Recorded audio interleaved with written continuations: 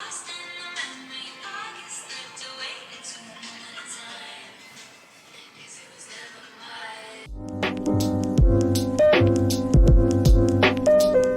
what's up you guys? It's Avery and welcome back to my channel. For those of you who haven't been here before, what's up? Glad you made it. So it is the beginning of September.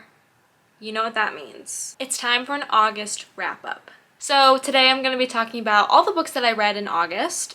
I don't even know how many I read. Let me count. I read 7 books in August and I read quite a few that I really enjoyed, and then there was a few that weren't my favorite, but there's some good ones and some ones. So really, without further ado, let's talk about them. The first book that I read this year is One Italian Summer by Rebecca Searle, and this is one of the books that was in my most anticipated releases of this year video that I made at the end of last year. And so I was really excited about the concept of this book. It's about this woman named, I already forgot her name.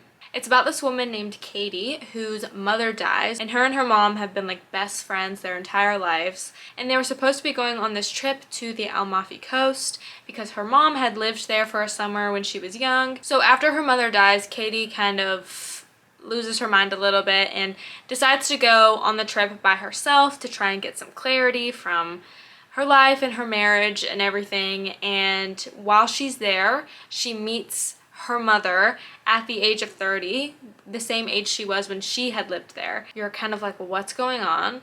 Did she go back in time? Or are they in modern day, but the mom just happens to be there now as a 30-year-old? That part of the book I really liked. I really liked the idea of her being able to interact with her mom while she was the same age as her. So it was interesting to see what it would be like if they had just met like normal girls and become friends. But I gave this book 3 stars because while that concept was good, Katie herself was kind of a really unrelatable and annoying character. I thought that I would be able to relate to her because me and my mom are also best friends. I have such a great relationship with my mom, and I love the idea of being able to go back and meet her when she was my age. Katie is kind of like, in my opinion, unhealthily like obsessed with her mom. She basically just doesn't make adult decisions for herself without her mom's input.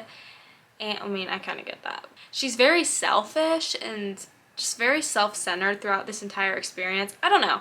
I just didn't vibe with the main character. She's also trying to figure out if she wants to stay in her marriage, and she meets a man while she's there, and it gives me icky vibes because her husband, who loves her and adores her, is just waiting for her at home, and she's off in Italy gallivanting around with this other man after she told her husband she needed to get space. And it's just, I don't like Katie.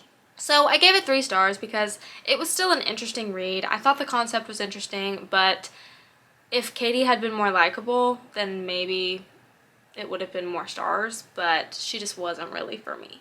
The next book that I read this month is This Is Not a Book About Benedict Cumberbatch, The Joy of Loving Something, Anything, Like Your Life Depends on It by Tabitha Carvan.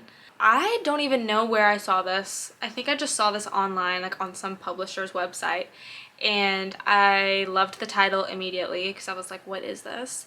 And I put a hold for it at the library and got it a few days later. So this is a memoir about this woman, Tabitha, who after she has her children, she kind of forgets who she is, and she's just struggling with being a mother, just feeling extremely overwhelmed, and she begins this extreme obsession with Benedict Cumberbatch. Reading the book is so funny because the fact that she wrote and published some of this stuff is so hilarious.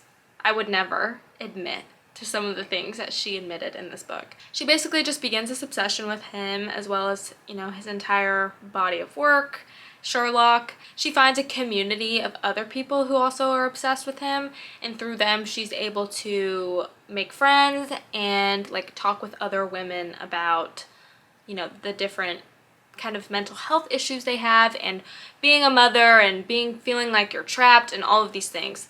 It was so funny because as I was reading it, I was like, this is insane, what she's admitting to. the public, her obsession with Benedict Cumberbatch. But at the same time, it was relatable because I feel like everyone goes through phases of their lives where they become obsessed with something. Even if it's not a celebrity, it might be something else. Like personally, a lot of high school, I just was obsessed with Taylor Swift. I'm still a huge Swiftie, but you know, I was like, I could tell you who every single one of her songs was about, and I could tell you like different things about her. I just like loved Taylor Swift, really looked up to her. That was kind of like an obsession with a celebrity that I have grown out of. But this book talks a little bit about how as long as you have something that you love and you're not being unhealthy with your obsession, that it's fine. It's basically just about how if you love something and it brings you joy, like that's just a good thing. Only when it becomes unhealthy is when we should kind of take a step back. But overall, the book was about just like loving something and not being ashamed that you love something. It also talked a little bit about boy bands and pretty much just the culture of like young teenage girls loving something and how that is always looked down upon because anything that young girls love is deemed not worth being given appreciation. And it's about the misogyny behind that. About how so many things that women love are deemed bad. Like boy bands or romance novels. Just things like that where the target demographic is mainly women, and so because of that, it's automatically deemed less valuable than other things. And so I really enjoyed reading about that aspect as well, and it made me feel less ashamed about the things that I really like. I feel like fangirls get a bad rap, and really, like I said, that's just because you need that balance. But it just made me feel like, you know what? If I am really into something at this moment in my life, that's fine. It's bringing me happiness. Why should I be ashamed of really enjoying this artist or this author or this anything? I also gave it 3 stars, I think, because there were some points where it dragged on a little bit, where she would just really be talking about her obsession with Benedict Cumberbatch, and I was like, all right, let's move on to the more interesting parts of what she has to say. Even though I am saying I think that it's fine to have these loves, I didn't love reading about her complete obsession with him because I've never had an all-encompassing obsession with a celebrity before where she's, you know, posting up pictures of his face all over her house, stuff like that. I was kind of sick of reading about that eventually, but overall I thought the book had some good themes and messages, especially for girls. Next up, I read Book of Night by Holly Black. This was also one that I had in my most anticipated releases of this year video. I loved the Cruel Prince trilogy by Holly Black, and so I was really excited for this. You know, I just assumed since I loved that one series, it would be a similar writing style and I would really enjoy this book. I only gave this book 3 stars. I guess I'm starting off this video with just the 3-star books because at the beginning of this month I didn't read tons of great ones I loved a lot, but just wait. The end of the video is a little more positive. Okay, so I think also what I was confused about is I thought that this was a fantasy, adult fantasy book, because it says, in Charlie Hall's world, shadows can be altered for entertainment and cosmetic preferences, but also to increase power and influence. So it's about these people called Glomus who have the ability to like manipulate shadows. And I just assumed because it said in Charlie Hall's world that it was like a fantasy world, but it's not. It takes place in the real world. It's just magical realism. And so not that that was a huge letdown, but it kind of was a bit of a letdown, I think. She just gets involved with some shady stuff going on in this shadow world. Some people's shadows are able to kind of have a mind of their own and then detach from people, and then they go around and kill people. And I just think the concept was good, but for some reason the book just was so average to me. I was not super obsessed with it. Like I wasn't, you know, turning the page so that I just had to be reading what was happening next. The characters were fine. Like I thought Charlie was fine. Something about the plot was just not riveting. There just wasn't enough intrigue or mystery or suspense. I don't know. I can't even put my finger on what it was that I didn't love about this book, other than it just wasn't amazing. It wasn't jaw-droppingly good. And I think that was the general consensus because its average rating is a 3.5 on Goodreads, 3.57, which is pretty low. It just, I don't know, it wasn't special to me. Sorry, Holly Black. Wasn't my favorite book.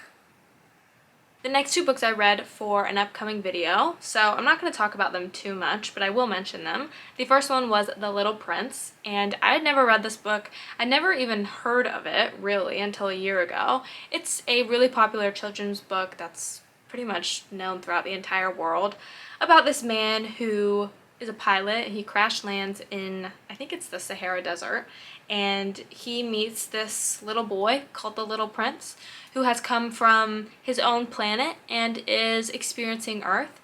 And it's just a short book, but it has a lot of really great themes about what it is to be human and how important it is to have human connections. It was really cute. I liked it. I gave it 4 stars. And then next up, I read Kim Ji-young, born 1982, by Cho Nam-ju. This book was so good. I gave this one 5 stars. Something about it I loved. It really spoke to me. I think that the pacing of it was really nice. I found myself just incredibly drawn in, and things just kept happening and happening. And I love a book that just draws your attention from the first page. And so I really enjoyed it, and it's about this woman named Kim Ji-young. She's kind of like a representation of the millennial woman in Korea, and it's about her trying to balance motherhood and her career, and wanting to work and feeling all of these societal pressures to be a stay-at-home mom. And it's about her navigating the workforce, dealing with the misogyny that she experiences there. I just think it does a great job of explaining what it's like to be a woman today and the little things that girls and women experience when they're young that affect how they think about themselves and their place in society. And it was so good. Really, really enjoyed it. I read it in like less than 24 hours because I was that drawn in and that hooked. Next up, this one is a bit of a surprise, maybe, for you guys. Avery read a romance book, a contemporary romance, 911. But I read Book Lovers by Emily Henry. So I read Beach Read by Emily Henry, and I did not like that book. It did nothing for me. Neither of the characters I didn't care a thing about them, and I thought it was very slow, and I just thought it was kind of not good. And so I don't know why I decided to pick up this one. I think I'd just been seeing good things about it on the internet, and so I just decided to give it a try. I was in the mood to try a romance, and I also read this book in like one day, something crazy, because I was that hooked by it. It's about this woman named Nora, and she is a literary agent in New York, and she is just cutthroat. She knows what she wants. She wants to have a career. She's interested in living in New York her entire life. She is just surrounded by a bunch of other people who don't understand her. Pretty much every guy she ever dates decides to eventually leave, move to a small town, and start dating like a girl who's a farmer. And she wants to stay in New York and continue her awesome career. The beginning of the book really drew me in, and it was because she talks about this kind of stereotypical romance plot of a man who's a corporate man, goes to a small town for some reason to try and, do something to the small town. And he has this girl back home who's like blonde and rides her Peloton, and she's super cold and businessy.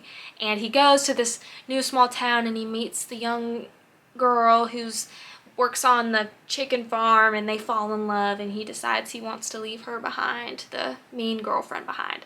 That's how the story opens, and Nora's like, that's me. She's like, I'm the girl with the Peloton. And it was just a really good way to start the book, because it's just so anti what the conventional romance trope is. And so I liked the fact that she started off being like this anti-character. Her and her sister are best friends, and they decide to take a trip to Sunshine Falls, North Carolina for a month before her sister has her 3rd child, and they kind of use it as a sister's getaway. While she's there, Nora runs into Charlie, who is a book editor she knows back home from the city, who is kind of an asshole, and they are kind of all hanging out in the same small town during the summer. So it has a love story between Nora and Charlie, but I also really enjoyed the sisters' relationship. It reminded me a bit of my relationship with my own sister, and so I just thought it was really sweet, and I really enjoyed that aspect of the book as well. This book just didn't feel super cheesy to me. I mean, it probably was a little bit, like all romances, but I just liked the characters. Like, I liked Nora and I liked Charlie, and so I liked them together. But I gave this one 5 stars, really enjoyed it. And the last book that I read in August was The Hobbit by J.R.R. Tolkien. I made a whole video about my experience and my review of this book, so go ahead and watch that if you want to know my full in-depth thoughts. But overall, I really enjoyed this. I wasn't sure that I would because I don't love fantasy. I do like some fantasy, but I feel like the Lord of the Rings books have a really intimidating reputation, and so I was worried that it would be, you know, super descriptive and I just wouldn't enjoy it, but I really did. It wasn't as descriptive as everyone makes it out to be. It was still enjoyable and readable. I thought Bilbo was a great protagonist. I really loved him as the main character. And overall, I just thought it was fun. It was just magical. They're going on a quest. It was pretty lighthearted. I really liked this book as well. I gave it 4 stars. So those are all of the books that I read in August. I read 7, which is pretty good for me. How many books did you read in August? And what was the favorite book that you read in August? Leave a comment down below and let me know. Make sure to give this video a thumbs up if you enjoyed it. Subscribe if you want to see more videos from me soon. Also, make sure to follow me on Instagram. It's A Very Avid Reader, because I post occasional updates on my Instagram about what I'm reading and stuff like that. So make sure to check that out if you want to give me a follow. That'd be cool.